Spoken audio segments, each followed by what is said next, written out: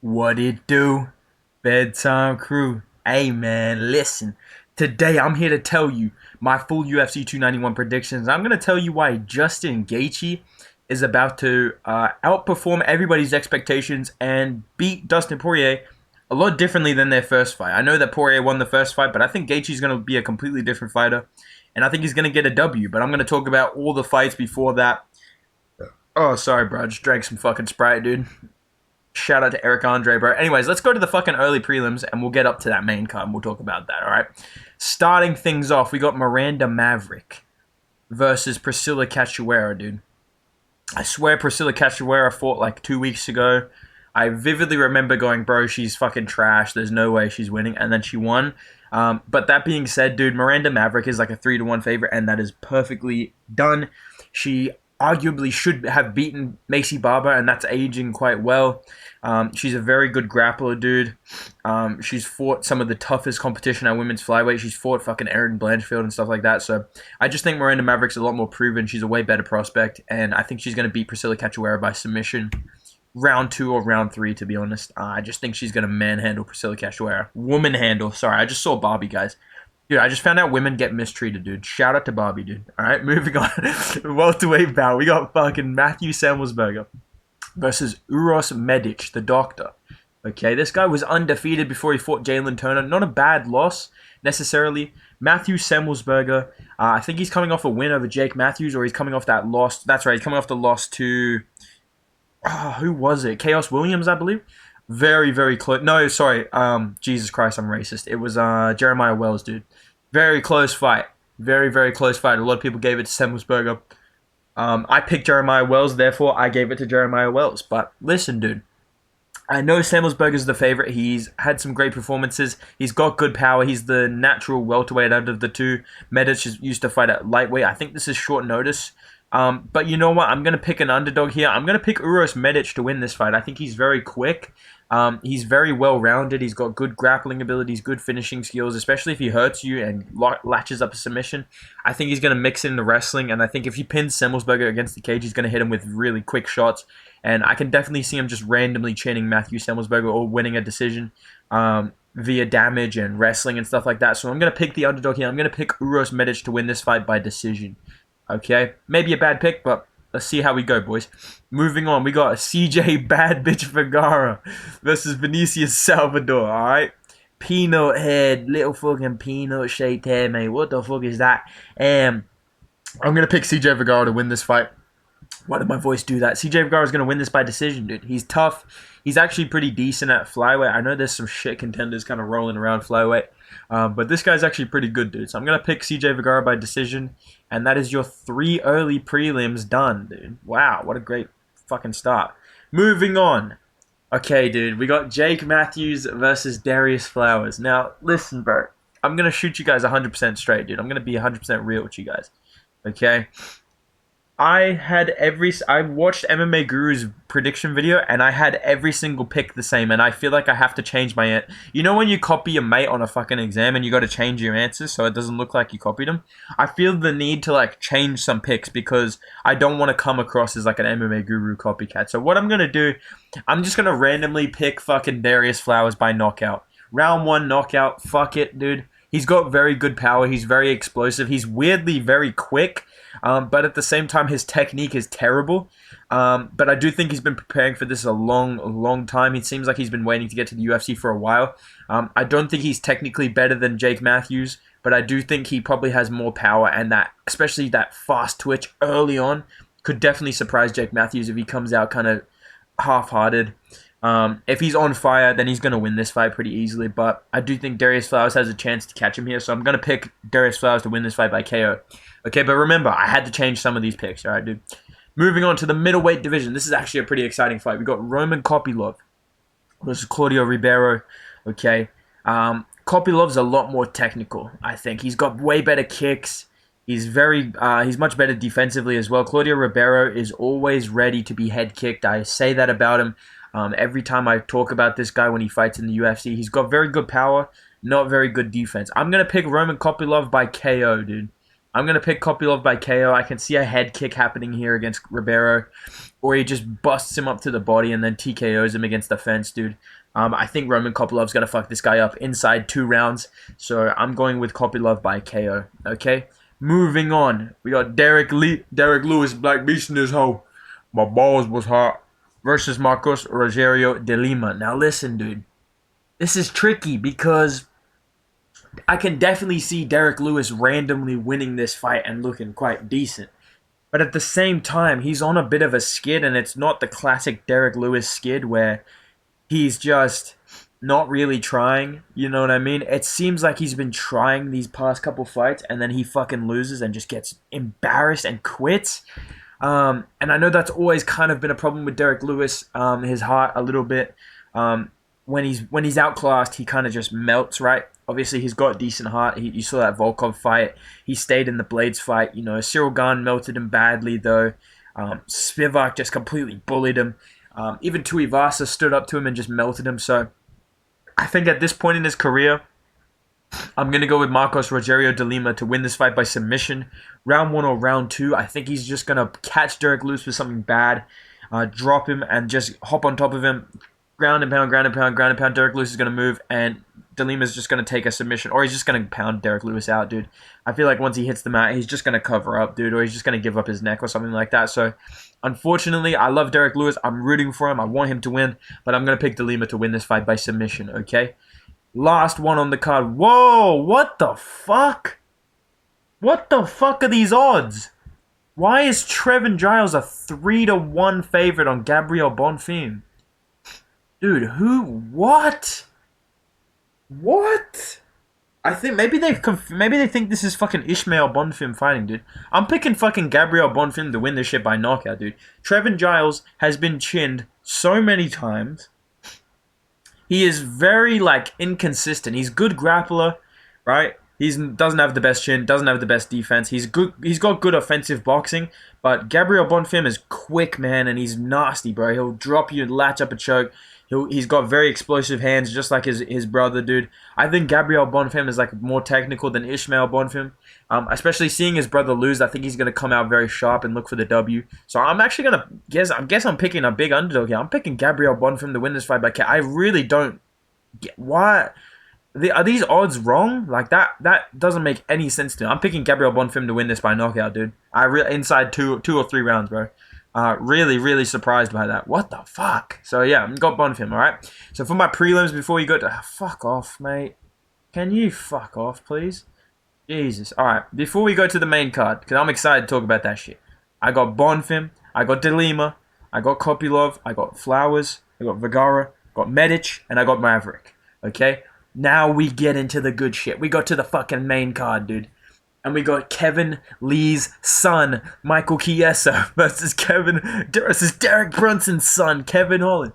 I keep going back and forth on this fight, dude. My initial pick, people that watch my live streams, you should check out my live streams. My initial pick was Michael Chiesa to win this fight. I thought he was just going to wet blanket Kevin Holland. And I do see that potentially happening, you know, because Kevin Holland's takedown defense is... Your grappling is zero, brother. Your wrestling is zero, brother. You take down machine, brother. You get take down, brother. Why you tap? Right? This guy gets taken down every fucking fight. I've seen him get taken down easily by Tim fucking Means, dude. So Michael Chiesa will probably take him down at some point. But if it's at the end of a round, I can see a Kevin Holland knockout. It's 15 minutes is a long time, dude. And I think Kevin Holland is kind of sharp at the moment. His power has always been there. He's improved just a little bit. He scrambled quite well with Chimaev, to give him some credit. So I'm going to pick Kevin Holland to win this fight by either knockout. He just drops Michael Chiesa and just finishes him on the ground. Or the classic Michael Chiesa loss. Kevin Holland drops him, throws on a DAS, and taps out fucking Michael Chiesa. Michael Chiesa gets submitted every fucking loss, dude. I'm low-key wanting to pick Kevin Holland by submission because I think Kevin Holland, if he drops him, he's going to lock up a choke. And we've seen Michael Chiesa get submitted so many times, dude. So I think that's going to be my pick. I'm going to pick Kevin Holland, and you know what? Fuck it. Kevin Holland by submission, dude. Round 2 or round 3, all right? Moving on. I think there's going to be a lot of finish on this card. Can I just say that? I think there's going to be a lot of finishes on this card, dude. I think there's going to be a sick fucking card, especially with the elevation, dude. I definitely see that gassing out fucking affecting this shit, dude. Okay, I'm hyped for this, bruh. We got Tony Ferguson. We got Bobby Green. Now, listen, I was watching Bobby Green and Tony Ferguson's media day interviews today. Tony Ferguson seems to be in a good place mentally. He seems to be very like honest with himself. Like, look, I kind of let Nate Diaz win that last fight. I was kind of a fanboy, and that was true as fuck. But that doesn't erase the fact that he was so washed in that fight. And I just think that Michael Chandler knockout has completely fucking just ruined this guy, dude. And it's really sad to see. And I hate to say this, but I think Bobby Green is going to get a TKO win over Tony Ferguson here. I think he's going to hit him with a nasty, like, 1-2 or catch him with a big left hook at the end of a combo when Tony Ferguson's trying to, like, spin away. And I think Bobby Green's going to finish Tony Ferguson, dude. I don't think it's because Bobby Green is really good. I think it's because Tony Ferguson is just so old, taking so much damage. You know, he was getting rocked by Nate Diaz. I know Nate Diaz has got sneaky power, but I think Bobby Green is a lot quicker and a lot more accurate, especially right now at this point in his career. And I think he's going to piss off Tony Ferguson with his style as well, and I think it's going to lead to him getting big shots on Tony. And I'm leaning Bobby Green round 2 or 3 TKO, or it's a decision win, but I am picking Bobby Green, okay? Next up, pretty easy fight in my opinion. We got Wonder Boy and we got Michel Pereira, bro. Now listen, there is a chance here of Michel Pereira wrestling, looking for takedowns, jumping, getting to the back of Stephen Thompson, looking for a choke. But Stephen Thompson has fought very, very good grapplers and not been submitted. So I'm going to pick Wonder Boy to win this fight by decision, 30-27. I think he's going to just piece up Michel Pereira with the jab, with some nasty little elbows when Pereira tries to come in as well. I think he's going to kick his body to shreds as well, and I think he's going to melt him with the pressure and the cardio and the elevation. So I'm picking Wonder Boy for a 30-27 decision. I think he's going to look fucking good in this fight, dude. I'm a big Wonder Boy believer, dude. I picked him against Holland, and he did not let me down. And it wasn't just Kevin Holland's broken hand and him not wrestling. He fucked up Kevin Holland, dude. Like, he really fucked up Kevin Holland. So I think he's going to fuck up Michel Pereira as well, to be honest. All right? Now we got Michel's brother, Alex, versus Jan Blachowicz. Dude, I cannot pick this fight, bro. I feel like I'm going to get it wrong no matter what I pick, dude. I got to be honest, man. I cannot fucking pick an important fight to save my life at the moment, bro. I'm struggling here, bro. I feel like everybody's struggling on this fight. But guaranteed, no matter the outcome, if I get it wrong, all my fans will have predicted the other guy to win and call me a fucking idiot. So it doesn't really matter who I pick, does it? I'm going to pick Alex Pereira by knockout, round 1 or round 2. Fuck it, dude. I think he's just going to catch Jan Blachowicz with some big shit. He's going to be super aggressive, and I think Jan Blachowicz is going to be a bit frozen up from the aggression. I think he's going to get checked really hard with a leg kick. He might hurt his leg or maybe just get like bleeding from his shin. I can see him getting checked really badly by Alex and then, you know, smashed up with a body shot or hit with a big left hook and just getting the stanky leg and just putting himself against the fence and trying to shoot. And I think Alex Pereira is pretty big. He's got underrated takedown defense, underrated grappling. That Izzy fight, he threw himself on bottom basically. If he doesn't engage in that clinch, he does not end up on the bottom in that round. He took down Izzy, not exactly the easiest thing to do in the UFC, so that's all I'll say. He took down Izzy and held him down longer than Robert Whittaker did in that second fight that they had. So Alex Pereira is an underrated grappler. He's training with Glover Teixeira. He knows exactly what he needs to do. He's refreshed. Okay, he seems big. He seems in good spirits. He does not seem like old and slow. You know, usually when a guy gets knocked out and you see them old and slow and you wonder like, oh man, is this a good idea? I don't necessarily get that vibe from Alex Pereira. So I'm just going to trust my gut here. I'm going to pick Alex Pereira by knockout, dude. I think he's going to get this W, and then I think he's going to fight Yuri Prohaska, bro. I think this is a big setup for Pereira, dude. Now we get to talk about the main event. All right. And all I'm going to say is I can't wait for Dustin Poirier to lose and just get on the mic and just be like, Justin's a scumbag, man. You know, Justin's a scumbag, man. You know, the guy's a scumbag, man. You know, calm as a mirror, man. You know, the guy took BMF belt away from me, man. You know, the guy's a scumbag, man. You know, the guy's a real scumbag, man. But listen, dude, all jokes aside, Dustin Poirier beat the shit out of Justin Gaethje the first fight. I think a lot of people point to the leg kicks. They point to the the rolling thunder of Gaethje. But realistically, for the majority of that fight, despite what the commentary says, Dustin Poirier was beating the fucking shit out of Justin Gaethje, dude.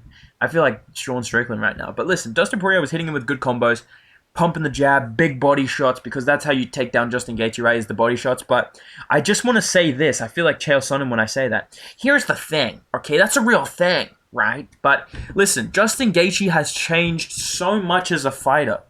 And proof of that is guys like Lucas Tracy saying he's no longer a top 5 most exciting fighter. You know what that means to me? He's no longer a punching bag.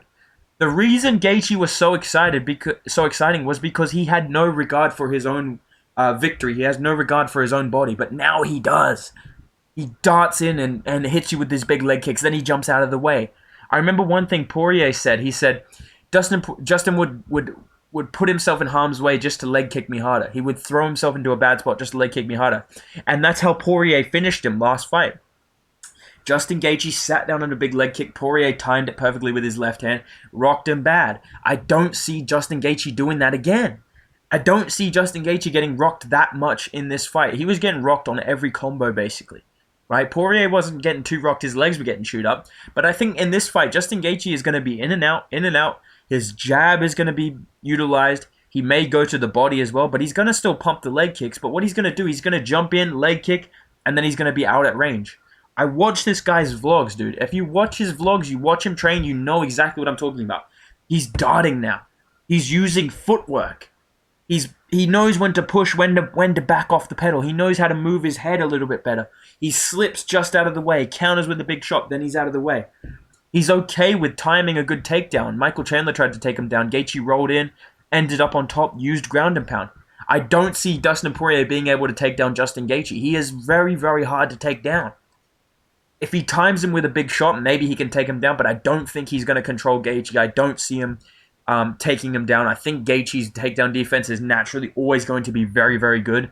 And his cardio is going to be the big factor as well. Dustin Poirier did slow down against Charles Oliveira. I know that's because of the pressure. I know that's because of body shots, but part of that is power too. If you're swinging trying to finish a guy and you're ready for a brawl, you're going to gas out. And I do think at elevation, Dustin Poirier is going to slow down round 3, round 4, round 5. People talk about him standing for 5 rounds with Max Holloway, the cardio king. No, that was not a high-paced fight. That was not a high-paced fight. Okay? The fight that Justin Gaethje is going to bring of moving around, darting in and out, Dustin Poirier has to bring a pace if he wants to land on patient Gaethje. It's not easy now. He has to get after him. He has to go first to land now. And I think that's going to drain his energy a lot more than that first fight where he was countering, slip, big shot, just like he got to do against Michael Chandler, just like he was doing against McGregor. He's not going to do that against Gaethje. Gaethje's not going to be in there throwing 3 or 4 punch combinations. He's one and done. He's 2 and done. It's going to be a much different fight. So I'm going to pick Justin Gaethje by decision. And I'm honestly feeling a Justin Gaethje 49-46 decision, dude. I really am. I think Justin Gaethje is not going to... I'm not going to say this won't be an exciting fight, but I don't think it's going to be an absolute war. I think there's going to be parts of it that are war, like that are crazy as fuck. But I think round 4, round 5, we may see Justin Gaethje kind of just flow state and just kind of coast off his jab, pumping leg kicks. Maybe he gets a big lead early, but I do foresee a Justin Gaethje win here by decision. That's my final pick. Let me know what you guys think down below. If you agree, if you disagree, I want to hear in the comments down below, boys. Make sure you drop a like. Make sure you subscribe to the channel. Let's hit 8K in the next month, bro. Let's fucking do that shit, dude. Go follow me on Instagram as well. I just hit 1,000 followers. Thank you guys so much, dude. And go follow my Instagram because I just did a face reveal on my story, dude. Okay, so go check out my story. I did a face reveal, boys, all right? The time is now, all right? See you in the next video. Goodbye.